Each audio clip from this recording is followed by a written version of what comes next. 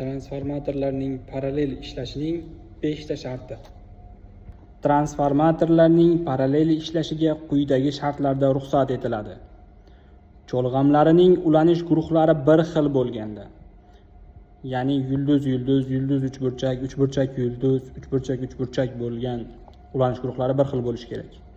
Transformatorlar quvvatining nisbati 1/3 dan ortiq bo'lmaganda, ya'ni 1/3 nisbatda bo'lishi kerak. Ya'ni birinchi transformator 1000 kV bo'lsa, ikkinchi transformator 500 kV bo'lishi mumkin, lekin 250 kV ga ruxsat etilmaydi.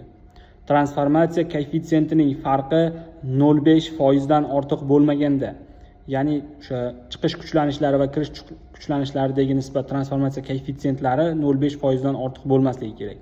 Qisqa tutashuv kuchlanishlari parallel ishga tushirilayotgan transformatorlar qisqa tutashuv kuchlanishlarining o'rta arifmetik qiymatidan 10% dan ortiq farq qilmaganda, ya'ni bilamiz transformatorda ichki parametrlari bor, ichki qarshiliklari, boshqalar va shular 10% ga farq qilmasligi kerak. O'sha qisqa tutashuv kuchlanishlarining algebrik yig'indilari bo'lmasa, transformatorda yuklama teng taqsimlanmay qoladi. Ishga tushirishdan oldin transformator fazirovka qilingan bo'lganida, ya'ni transformatorlar ishga tushirishdan oldin ularning fazalari bir-biriga nisbatan fazirovka qilinishi zarur.